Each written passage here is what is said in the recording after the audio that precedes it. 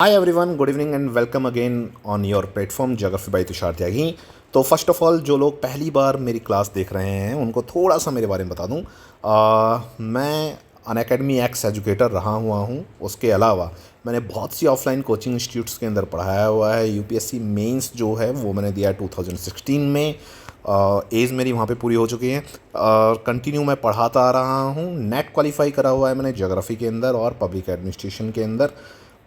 इस सेशन के अंदर अब हम देखेंगे आपका board of secondary education Rajasthan की जो बुक है इसको। तो इसको देखने के लिए सबसे पहले कुछ सेशन हम देख चुके थे, इसको हम यहाँ पे अब कंटिन्यू कर रहे हैं। अगले सेशन को अगर मैं देखना शुरू करता हूँ तो यहाँ पे इस पूरे सेशन में हम लेके चलेंगे जीमोफोलॉजी, यानी कि आपका भू आकृति विज्ञान। ध्यान रखना, ये बुक पहले चला करती थी राजस्थान के अंदर और काफ़ी अच्छा इन बुक्स का आपको कंटेंट देखने को मिल जाएगा। तो नेक्स्ट जो चैप्टर है अपना वो है पृथ्वी की आंतरिक संरचना। चलिए इसको हम देखते हैं, पृथ्वी की आंतरिक संरचना में हमें क्या कह रहे हैं। तो पृथ्वी की आंतरिक संरचना की अगर बात करी जाती है तो आंतरिक संरचना, सबसे पहले कि आंतरिक संरचना का मतलब है क्या, तो मैं यही बोल सकता हूँ कि भाई हमारी पृथ्वी के अंदर का जो भाग है उसी को हम कह रहे हैं आंतरिक संरचना। अब बात ये आती है कि आंतरिक भाग जो है वो क्या है, अदृश्य है और अगम्य है, यानी कि हम इसको देख भी नहीं सकते और हम अंदर भी नहीं जा सकते बहुत ज़्यादा गहराई में। अब पता कैसे लगा? देखो, मनुष्य ने करा खनन, वेदन, इन क्रियाओं से हम कुछ किलोमीटर तक जा पाए, प्रत्यक्ष रूप से हमें पता लगा है। गहराई के साथ साथ तापमान में वृद्धि हुई है और जिसके कारण बहुत ज़्यादा अधिक गहराई तक खनन का कार्य जो है वो संभव नहीं हो पाया है। भूगर्भ में इतना ज़्यादा आपका तापमान है कि जो भेदन, या मैं बोल सकता हूँ जो ड्रिलिंग आप कर रहे हैं, खोद रहे हैं, तो उसके प्रयोग में किए जाने वाले जो यंत्र हैं ये भी आपके पिघल जाते हैं। अब नेक्स्ट यहाँ पे आता है कि साहब और कौन सा तरीका कैसे पता लग रहा है। तो पृथ्वी के गर्भ के विषय में प्रत्यक्ष जानकारी मिलने के लिए हमें कठिनाई आती हैं। तो यहाँ पे ज्वालामुखी उद्गार जो है, जब कभी ज्वालामुखी निकलता है उससे लावा और जो गैसेस निकलती हैं उससे हमें प्रत्यक्ष रूप से पता लगता है कि पृथ्वी की आंतरिक संरचना कैसी है। तो आपको सबसे पहले तो ये ध्यान रखना है कि ज्वालामुखी जो होगा ना, ये प्रत्यक्ष जानकारी हमें प्रदान करता है। देन आगे देखना शुरू करते हैं। अब यहाँ पे भी आती कि भाई बिल्कुल सेंटर कोर तक तो नहीं जा सकते ना अपन। कभी आपसे पूछे कि पृथ्वी के कोर का हमें वर्तमान में ज्ञान होता है, उसका आंसर होगा भूकंप। कोर का कभी भी हमें ज्वालामुखी से ज्ञान नहीं होगा, है ना। तो यहाँ पे नेक्स्ट आगे क्या कह रहा है, आगे कह रहा है कि भाई ज्वालामुखी से इतनी ज़्यादा गहराई पे पता पाना अनिश्चित है कि पृथ्वी अंदर से कैसे होगी। तो भूकंप विज्ञान जो है भूगर्भ की संरचना के विषय में सबसे ज़्यादा वैज्ञानिक और प्रमाणिक जानकारी जो है ये देता है। देन अब आंतरिक संरचना देने के या इसके मैं बोल सकता हूँ वर्ग कौन कौन से हैं। तो देखो, आंतरिक संरचना जानकारी के वर्ग इन्होंने बांटे यहाँ पे 3। पहला दिखाई देता है प्राकृतिक साधन। अप्राकृतिक साधन में क्या दिखाई देते हैं आपको? आपको दिखाई देता है तापमान, दबाव और घनत्व। दूसरा दिखाई देता है आपको यहाँ पे प्राकृतिक साधन, जिसमें होगा ज्वालामुखी उद्गार और भूकंप विज्ञान। ठीक है, इसी को आगे इस बुक ने नहीं बांटा है। मैंने आपको यूट्यूब पे एक लाइव क्लास दी थी इससे पहले, वहाँ पे आपको देखने को मिलेगा। यहाँ पे ये क्या कर रहे हैं, प्रत्यक्ष और अप्रत्यक्ष जो है उसके अंदर भी डिवाइड करते हैं कि भाई पृथ्वी की आंतरिक संरचना के बारे में हमें प्रत्यक्ष जो आपके मैं बोल सकता हूँ यहाँ पे कौन कौन से आपके एविडेंस हैं। तो प्रत्यक्ष एविडेंस की अगर मैं बात करता हूँ तो सबसे पहले मेरे को जो दिखाई देगा वो देगा आपका केवल यहाँ पे ज्वालामुखी। ठीक है, ज्वालामुखी जो होगा वो आपका क्या होगा, यहाँ पे एक प्रत्यक्ष एविडेंस होगा। ज्वालामुखी के अलावा आप दूसरा कोई एविडेंस देखना शुरू करते हैं तो वो आपका कौन सा होगा, मैं बोलूँगा भूकंप। पर भूकंप जो है ना वो क्या होगा, आपका अप्रत्यक्ष होगा। ध्यान रखना, उल्कापिंड जो होगा ये क्या होगा, ये भी एक तरीके से आपका मैं बोल सकता हूँ प्रत्यक्ष जो है, सॉरी अप्रत्यक्ष जो है वो होगा। प्रत्यक्ष तो हमें एक ही बताता है, वो है ज्वालामुखी यहाँ पे। देन अब आंतरिक संरचना के बारे में तो सबसे पहले मेरे को यहाँ पे देखने को मिलता है कि सब पृथ्वी के अंदर का जो तापमान है वो अलग अलग जगह का मेरे को अलग अलग देखने को मिलता है। अब अलग अलग जगह का तापमान अलग अलग देखने को मिलता है तो इसका क्या क्या है आपका, इसमें एक फैक्ट आपको ध्यान रखना है प्राकृतिक साधन में कि साहब पृथ्वी की सतह से केंद्र की तरफ जाने पर प्रत्येक 32 मीटर पर 1 डिग्री की दर से तापमान में वृद्धि होती है। और तापमान की इस वृद्धि दर को इसको बोलते हैं सामान्य ताप वृद्धि दर। सामान्य ताप वृद्धि दर जो है इसके अनुसार भूगर्भ में सभी पदार्थ पिघली अवस्था में होने चाहिए, पर वास्तविकता देखते हैं तो जो बिल्कुल अपने को आंतरिक भाग दिखाई देता है वहाँ पे चीज़ें आपको ठोस दिखाई देती हैं, है ना। तो इसका कारण क्या है? इसका कारण उन्होंने बताया कि भाई जो सेंटर में आप जाते हो यहाँ पे इतनी ज़्यादा डेंसिटी है, या मैं बोल सकता हूँ इतने भारी पदार्थ हैं, या इतना अधिक दबाव है, जिसके कारण दबाव की वजह से ये सारे के सारे आपकी क्या हैं, चट्टानें ठोस रूप में। अब कई बार जब हम तैयारी करते हैं, प्रिपरेशन करते हैं, तो हमें समझने में नहीं आता यार ये क्या समस्या है, कैसे हो सकता है। एक तरफ तो आप कह रहे हो इतना ज़्यादा तापमान है कि चीज़ें आपकी तरल अवस्था में रहेंगी, दूसरी तरफ आप कह रहे हो कि आंतरिक भाग जो है वो ठोस पाया जाता है। अब आप कह रहे हो कि दाब की वजह से ठोस पाया जा रहा है ना। आप सिंपल सा सोचो, आपने कई बार देखा होगा LPG, लिक्विड पेट्रोलियम गैस को। लिक्विड पेट्रोलियम गैस की क्या कहानी है? ये गैस जो होती है वो कैसी होती है आपकी, मतलब होती तो गैस है पर कैसी होती है, तरल अवस्था में।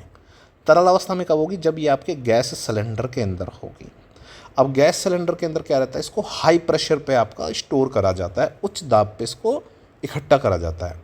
आपने कई बार पढ़ा होगा कि किसी भी जो पदार्थ है, जो पदार्थ आपको ठोस, तरल और गैस में पाए जाते हैं, वो किसके आधार पे? घनत्व के आधार पे। ठोस का घनत्व सर्वाधिक होता है, तरल का उससे कम और गैस का न्यूनतम। अगर गैस को हम उच्च दाब पर एकत्रित करें तो वो तरल में आ जाएगी, और ज़्यादा उच्च दबाव दे सकते हैं तो वो ठोस के अंदर आ जाएगी, है ना। अब यहाँ पे पृथ्वी के आंतरिक भाग में कोर में तापमान तो पाया जा रहा है, परंतु ऊपर से पड़ने वाले दबाव के कारण, और दूसरा कारण और ध्यान रखिएगा, इन चट्टानों का घनत्व पहले से ही बहुत ज़्यादा है। इन दोनों कारणों से ये उच्च तापमान के पश्चात भी ठोस अवस्था में पाई जाती हैं। जैसे कि गैस सिलेंडर के अंदर गैस आपकी तरल अवस्था में पाई जाती है, LPG गैस सिलेंडर में। ओके, उम्मीद है ये चीज़ समझने में आई होगी। फैक्ट मेरे को यहाँ पे कौन सा पता होना चाहिए? फैक्ट तो एक, पृथ्वी का औसत तापमान, सामान्य तापमान वृद्धि दर, तो मैं बोल सकता हूँ कि प्रत्येक आपका 32 मीटर पर 1 डिग्री सेल्सियस। दूसरा आप कह रहे हो कि पृथ्वी के केंद्र का तापमान लगभग 2000 डिग्री सेल्सियस। दबाव की बात करते हैं तो मैं बोल सकता हूँ कि जैसे जैसे आप केंद्र की तरफ जाएंगे घनत्व बढ़ता चला जाता है, और केंद्र पर उच्च तापमान के कारण यहाँ पाए जाने वाले पदार्थ द्रव रूप में होना स्वाभाविक है, जो बात अभी मैंने करी थी। परंतु ऊपरी दबाव के कारण ये द्रव रूप ठोस रूप का आचरण करता है, और केंद्र में अधिक दबाव व अधिक तापमान के कारण शेल जो है वो कैसी हैं, एक प्लास्टिक नुमा ठोस जो है, ये बोल सकते हो। बिल्कुल ऐसे सॉलिड ऐसे भी नहीं बोल सकते कि साहब पत्थर की तरह, प्लास्टिक की तरह ठोस जो है वो है, हल्का सा दबाओगे दब जाएंगे, संभव नहीं है वैसे जाके दबाना इसको। आगे देखना शुरू करते हैं अपन डेंसिटी यानी कि घनत्व। तो घनत्व सिंपल सी बात है यार, आप जैसे जैसे ऊपर से नीचे जाओगे ना, घनत्व में आपको वृद्धि देखने को मिलेगी।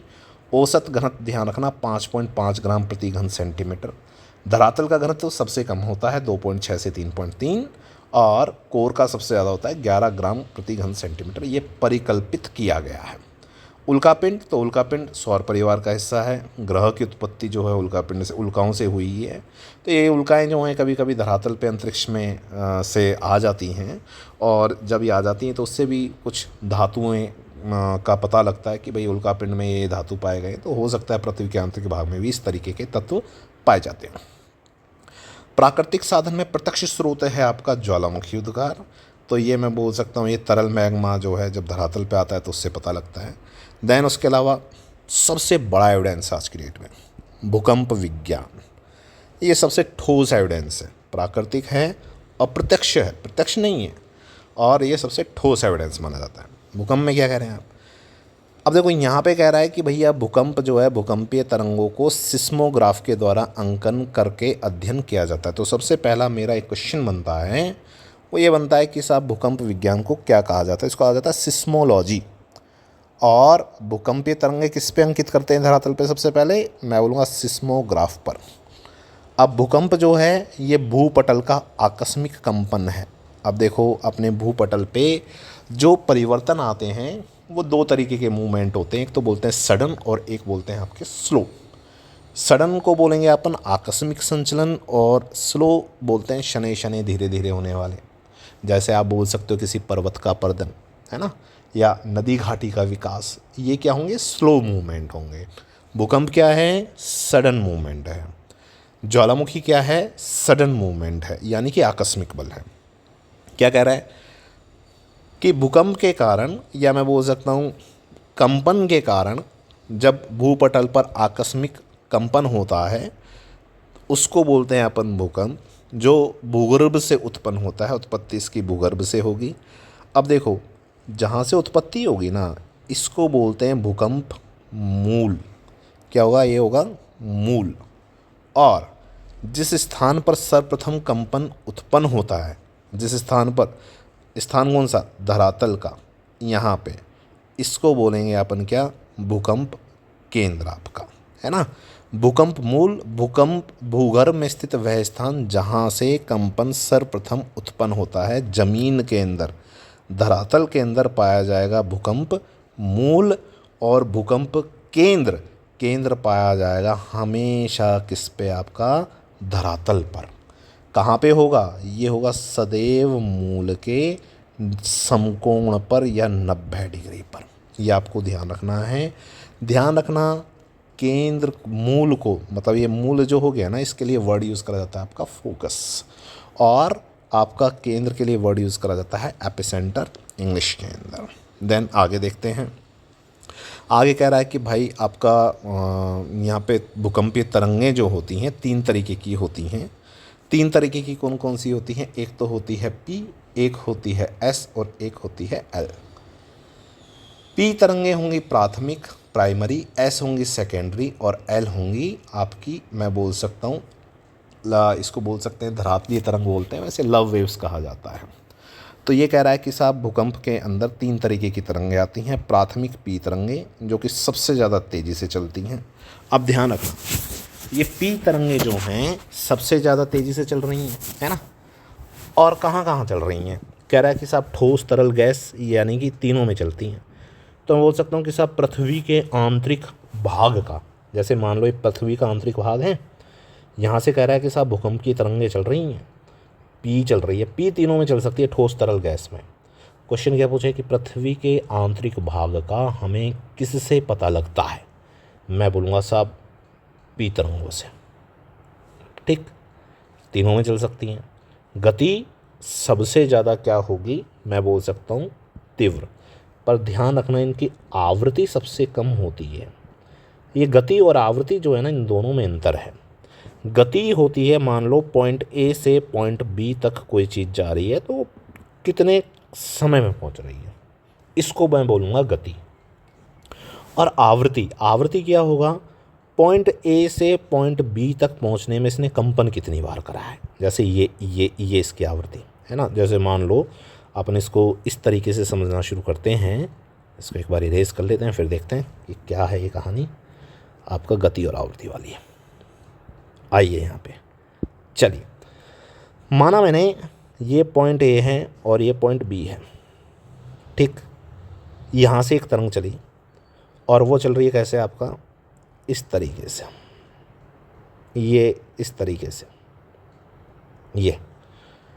और दूसरी जगह मैं देखता हूँ, मेरे को फिर एक तरंग दिखाई देती है, वो दिखाई देती है पॉइंट A से पॉइंट B तक चलती हुई, पर वो कैसे चल रही है, इस तरीके से, ठीक है।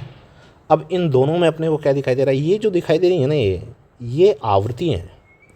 यहाँ पे आवृत्ति बहुत ज़्यादा आ रही है, यहाँ पे आवृत्ति क्या आ रही है, कम आ रही है।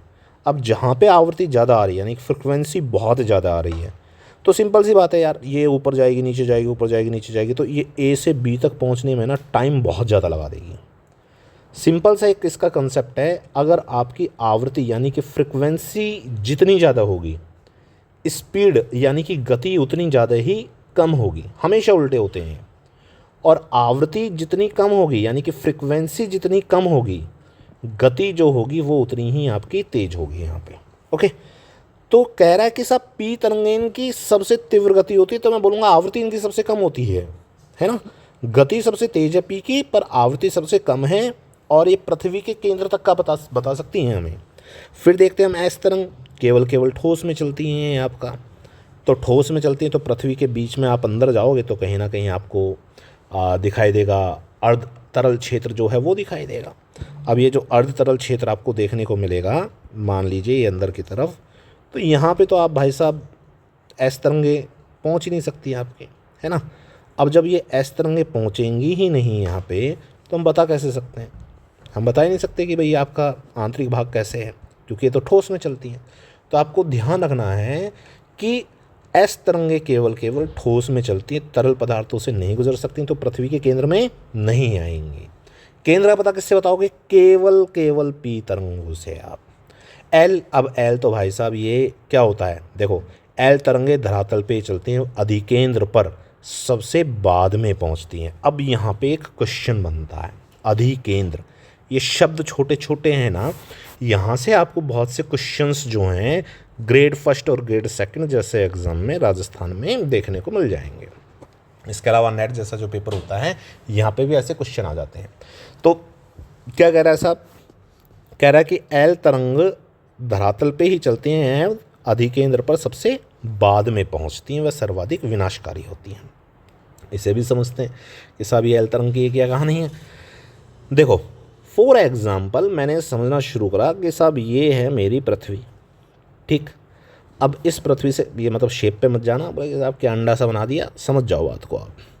अब यहाँ पे आप देखना शुरू करते हो, मेरे को वेव्स चलती हुई दिखाई देती हैं, तरंगे चलती हुई दिखाई देती हैं। सबसे पहले मेरे को चलती हुई दिखाई दी एक तरंग आपकी, कौन सी यहाँ पे, मैं बोल रहा हूँ सर पी तरंग जो है ये चली। आप बोले प्राइमरी है सर, गति सबसे तेज होगी, आवृत्ति सबसे कम होगी। मैं बोलूँगा हाँ सर। अब अगला क्वेश्चन मेरे दिमाग में क्या आएगा? अगला क्वेश्चन मेरे दिमाग में ये आएगा कि सर ये जो पी वेव्स हैं इनके द्वारा आप पृथ्वी के मतलब प्रत्येक परत का या आंतरिक भाग तक का बता सकते हो? मैं बता सकते हैं सर। अच्छा, भूकंप जहाँ से उत्पन्न हुआ, आपने कहा कि सर इसको बोला मैंने मूल, और सबसे बाद में जहाँ पे मतलब मूल से उत्पन्न हुआ और धरातल पर। अब देखो जैसे मूल ये है, ये मान लिया मैंने यहाँ से उत्पन्न हुआ, ये हर तरफ चलेंगी, इधर भी चलेगी, इधर भी चलेगी, इधर भी चलेगी, इधर भी चलेगी, इधर भी चलेगी, इधर भी चलेगी। सबसे कम दूरी कहाँ होगी? ये 90 डिग्री के एंगल पे। तो भूकंप मूल के 90 डिग्री के 90 डिग्री के कोण पर या समकोण पर धरातल पर अवस्थित क्षेत्र किस नाम से जाना जाता है? मैं बोलूँगा कि साहब ये क्षेत्र जाना जाता है भूकंप केंद्र के नाम से। ध्यान रखना, इसी बुक में इसने आगे जाके शब्द दिया है कि एल तरंगे धरातल पे चलती हैं, वह अधिकेंद्र पर सबसे बाद में पहुंचती हैं। तो सर ये जो केंद्र है ना, इसी को अधिकेंद्र भी कहा जाता है। कई बार क्वेश्चन इस तरीके से पूछे हुए हैं कि भूकंप में अधिकेंद्र की अवस्थिति होगी। मेरा आंसर होगा अधिकेंद्र पाया जाता है सदैव मूल के 90 डिग्री के कोण पर या समकोण पर धरातल पर स्थित वह स्थान जहाँ पर सर्वप्रथम भूकंपीय तरंगें महसूस की जाती हैं। ठीक, क्वेश्चन आया हुआ है, ये याद रखना, थोड़ा सा इम्पॉर्टेंट है। अब ये तो हो गया अधिकेंद्र की कहानी, साहब अधिकेंद्र कह रहे हो, यही हो गया आपका, मूल हो गया, अंदर हो गया आपका, ठीक है।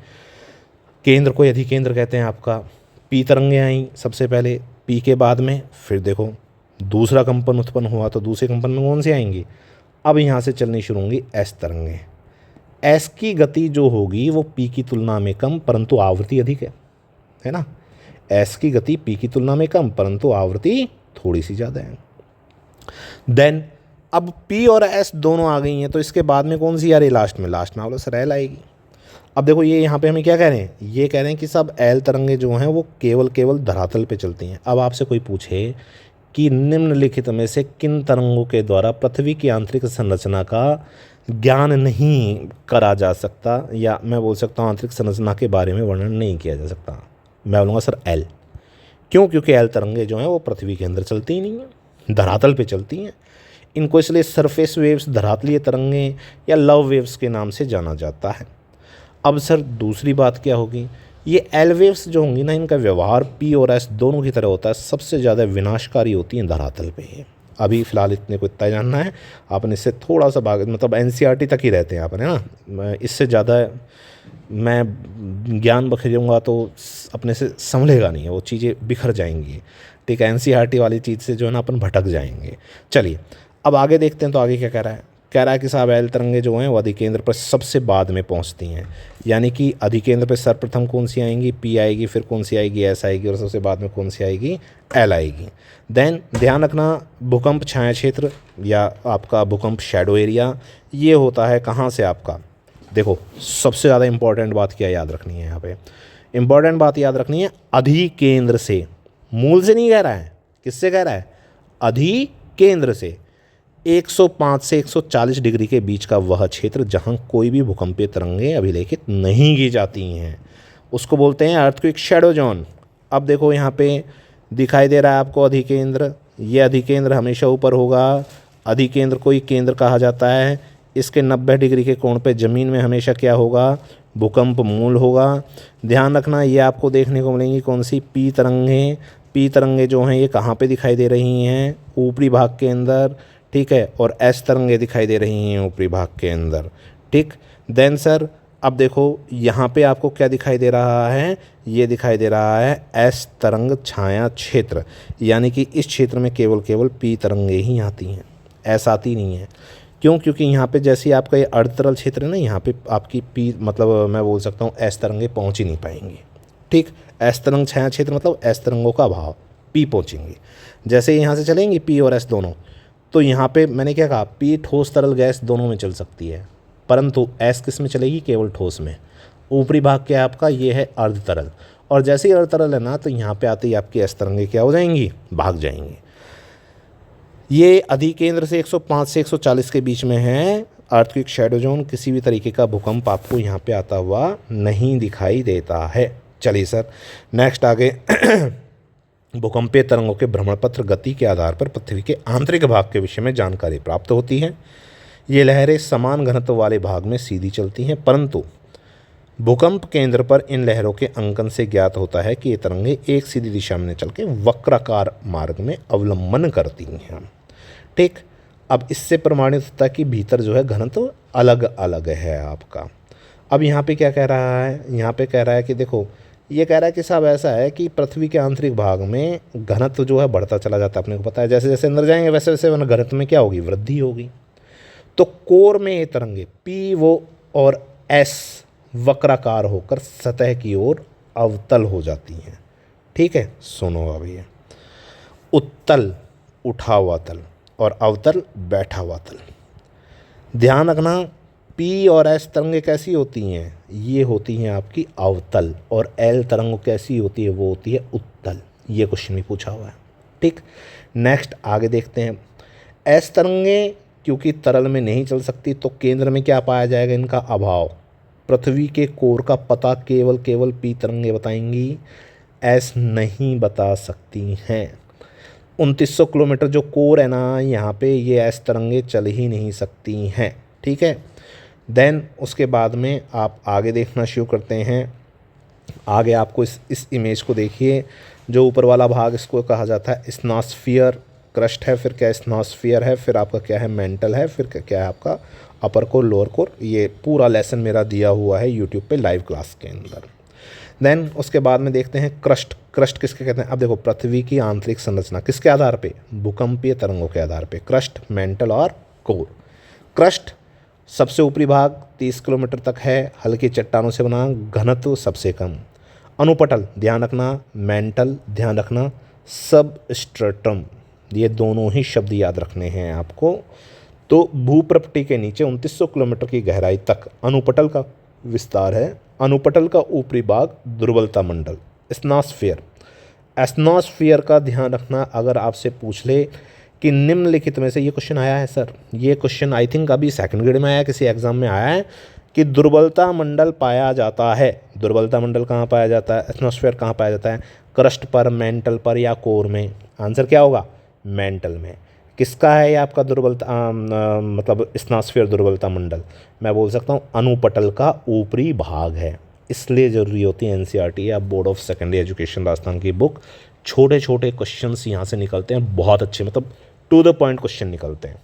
देन अब आगे देखते हैं, तो मैं बोल सकता हूँ ज्वालामुखी उद्गार के दौरान लावा धरातल पर पहुँचता है, तो इसका मुख्य स्रोत यही है कि ऐस तरंगें 2900 किलोमीटर के बाद में लुप्त हो जाती हैं, यानी कि अनुपटल ठोस शैलों से निर्मित है आपका।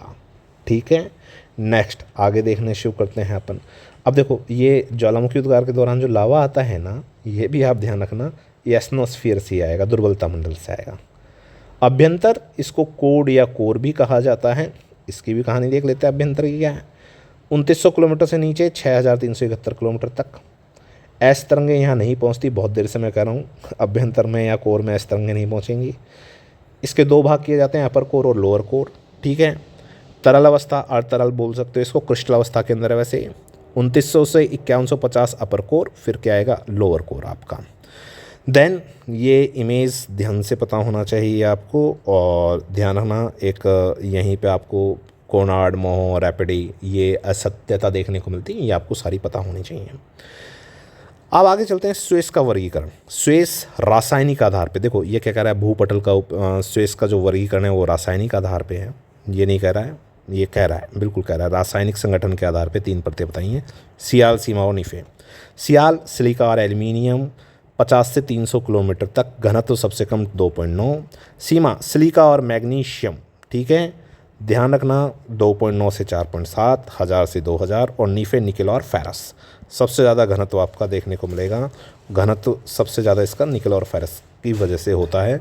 सियाल हल्के पदार्थ होते हैं, ग्रेनाइट इसके अंदर होगा। सीमा थोड़े से भारी होंगे, इसके अंदर आपका सिलिका जैसे पदार्थ पाए जाएंगे।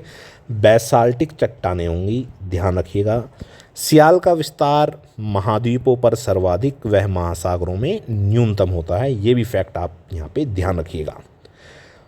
वांडरग्राफ्ट, वांडरग्राफ्ट इनका, तो वांडरग्राफ्ट मोटा मोटा 4 परतें बताई हैं। बाह्य सिलिका परत, आंतरिक सिलिकेट परत और मेंटल। दैन उसके बाद में ये आपका यहाँ पे आप देखना शुरू करते हैं, तो उसके अतिरिक्त ये बाह्य सिलिका परत आपको देखने को मिलेगी आपकी।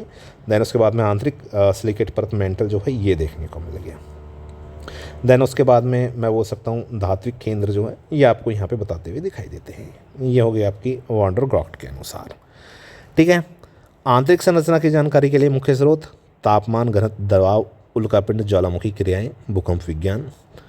देन यहाँ पे आप एक ध्यान रखना, भूकंपीय लहरों की गति, भ्रमण, वैज्ञानिक विश्लेषण के आधार पर पृथ्वी के आंतरिक भाग की 3 प्रकृति हैं, भूपटल, अनुपटल और भूक्रोड। क्रस्ट, मेंटल, कोर जिसको आप बोलते हो। स्वेस रासायनिक आधार पे 3, सियाल, सीमा, निफे। वांडरग्राफ्ट 4 बताते हैं, बाह्य सियाल परत, आंतरिक सिलिकेट परत, मिश्रित धातु की सिलिकेट परत और धात्विक केंद्र। ये था board of secondary education Rajasthan का आपका भूकंप वाला दूसरा चैप्टर। अगला चैप्टर देखते हो महाद्वीप और महासागरों की उत्पत्ति, मैं आपको करवा चुका हूँ। नेक्स्ट अगला चैप्टर जो है आपको यहाँ पे अपन देखना शुरू करेंगे, वो देखेंगे प्लेट टेक्टोनिक के अतिरिक्त यहाँ पे अपने को देखने को मिलता है शेल, तो शेल वाले चैप्टर को अपन देखेंगे। ओके, तो ये चैप्टर मैं आपको कंटिन्यू देता रहूँगा। उम्मीद है आपको सेशन अच्छा लगा होगा, और आपको क्लास अच्छी लगी तो प्लीज़ आप वीडियो को लाइक कीजिए, चैनल को शेयर कीजिए और सब्सक्राइब ज़्यादा से ज़्यादा कीजिए। तो फिर मिलते हैं नेक्स्ट सेशन में, तब तक के लिए thank you, goodbye and have a nice day.